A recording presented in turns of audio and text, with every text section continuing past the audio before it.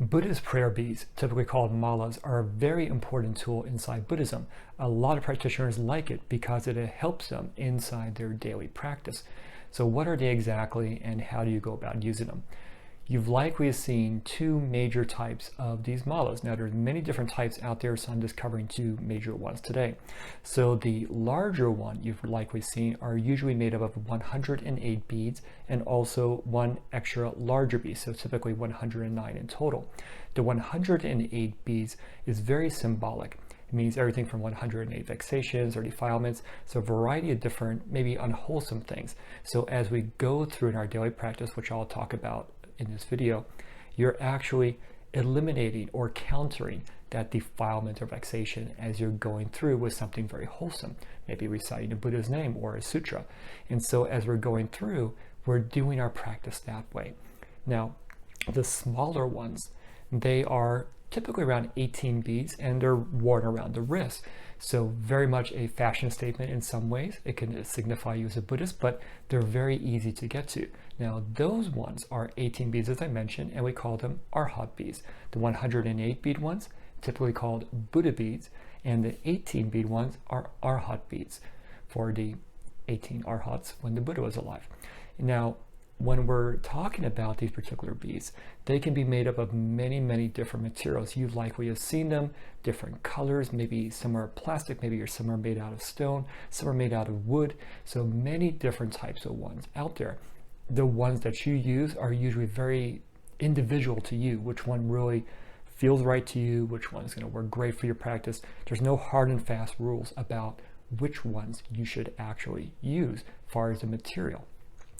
Now, as we're going through and doing our practice with these beads, we're going to be holding them in our left hand typically, and between your thumb and your first finger. And so you're basically pulling each bead with your thumb as you're bringing it across and holding it with your first finger. Now, that big bead, I didn't really mention that in too much detail, but that's usually called a Buddha bead or Guru bead or a head bead. And so when you get to that particular bead, after you make a full circle around with that particular mala, you know to stop, especially with 108 beads. So 108 beads, I'm going to get to the 109th bead, which is that Guru bead or Buddha bead, I stop. On the smaller wrist malas, we still want to get to 108. So we may have to do it several times going around to get to 108. So what are we doing as we're going through each of those beads? So I mentioned earlier that, well, they can mean 108 vexations or defilements, for example. And so we're trying to counter or eliminate that particular thing. But how do we do that? Well, the Buddhist practice and Buddhist teachings are all wholesome activities. Those are wholesome. They are bringing us down that road, the Buddha's Noble Eightfold Path, towards enlightenment and to nirvana. So as we're doing that, we're countering something that's negative or unwholesome to get us to that path, to get us to nirvana, enlightenment. So very popular things that people do. They could of course be reciting sutras, and so that's a very, very, very popular one. So maybe we're doing the Heart Sutra or something like that, or Lotus Sutra. And so as you kind of go through each one, or maybe a mantra or other type of recitation, you're going through each of those beads that way. And you know when you get, of course, through your 108, you get to the 109th bead, which is that Buddha bead, that head bead, you know that you're going to stop. Now, another very popular practice that we do is reciting the Buddha's name. So it depends again on the tradition, but I'm going to give you one example, and this is in Pure Land Buddhism. Very, very popular. Vast majority of Buddhists practice Pure Land Buddhism. And so as we go through each bead, we're actually reciting the name of Amitabha Buddha. And so how you say this will depend on which tradition you're following and which country you're coming from, and typically you're going to be doing it in that particular language. So maybe it's going to be in Chinese Buddhism, so Namo Amitabha, or Amitabha. And so as you're just doing it that way through each bead, you're reciting the Buddha's name, which is a very wholesome activity, because when you single-mindedly focus and concentrate on a Buddha's name or on a sutra or a mantra, whatever, as you're doing going through each bead, you are doing a form of meditative concentration. So you are essentially transforming your mind on things that are no longer unwholesome, but something that's wholesome. If you look at my example here of a Buddha a Buddha is a wholesome being. They are exemplifying what we're trying to achieve. We're trying to become awakened to the truth, to the Dharma. We're trying to become enlightened, and we're trying to realize our natural state nirvana. What better thing to focus on but on the qualities, on a Buddha? So as you're doing that, and this is just one of many practices, you are essentially helping to transform your mind. You're trying to get rid of those unwholesome things, focus on the wholesome things, and transform your mind and your entire being aligned on that Eightfold Path. As you're doing sutras, recitations in that way, you are also gaining wisdom, you're learning, so you're transforming your mind in that way as well. So as you're going through each one, you're counteracting something that's typically unwholesome. And as the Buddha taught us, we are just clouded with delusion and ignorance. We don't see the truth, we don't see the Dharma in our daily lives.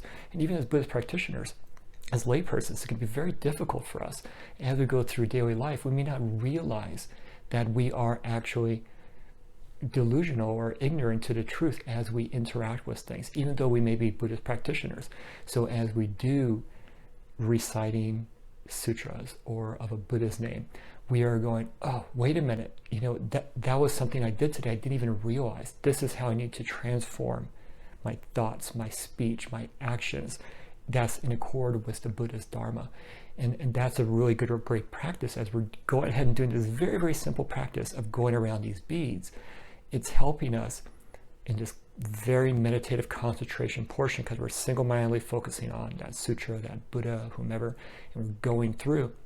We're able to start taming this wild mind that we have that's taking us in all these wrong directions and gaining us more towards our end goal, is to realize nirvana as an enlightened being and to interact in our world that way. So helping us eliminate, reduce unwholesome karma and generate wholesome karma, it's a great activity with these beads. Now, far as the materials that you get, it doesn't matter. It's whatever really speaks to you. I personally like to have like a wood type mala. It just feels better to me in my hand, but you may prefer one that's maybe made out of stone or maybe plastic. So there are different types out there that you can actually get. When we're talking about these malas as well, you got to really understand they are religious instruments. So in the Buddhist religion, we treat these with respect. They're not just thrown in our pocket or just thrown around, or maybe we're going to be doing something really dirty outside. Maybe we're going to be painting or working in the garden or something where we're going to get dirty.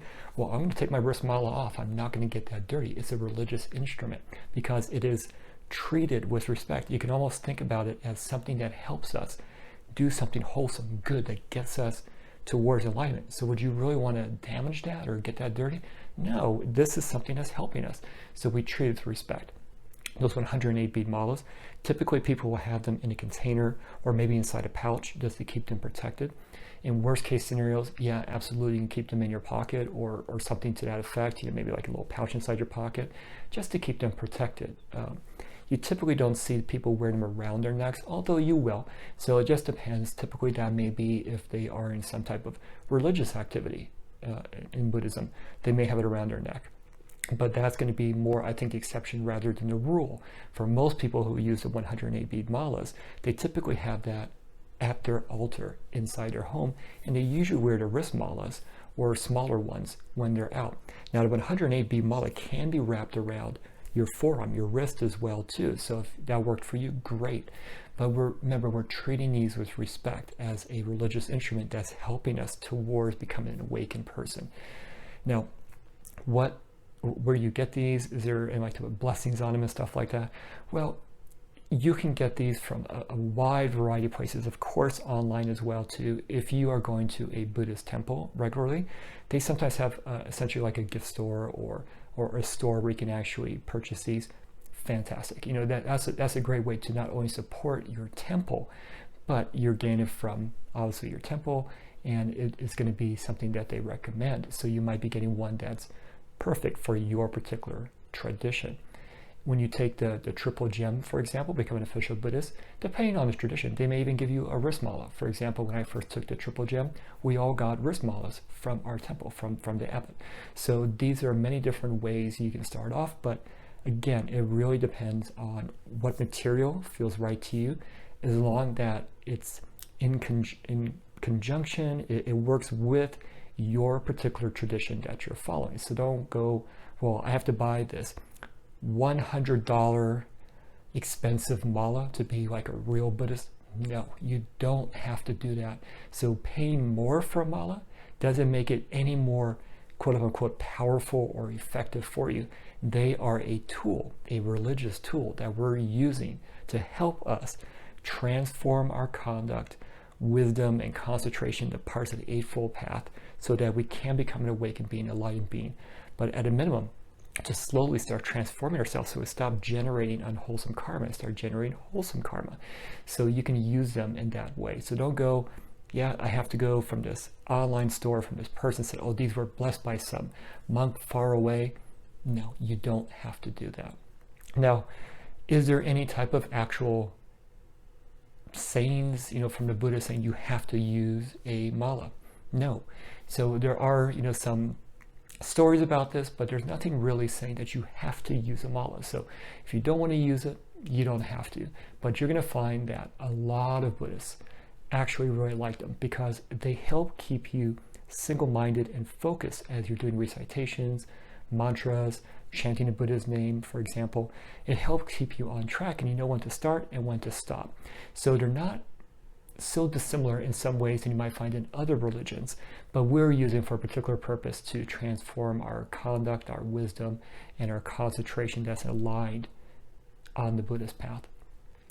Do you have any questions about malas and how to use them and just essentially where you get them? I'd love to hear from you in the comments below. Thank you.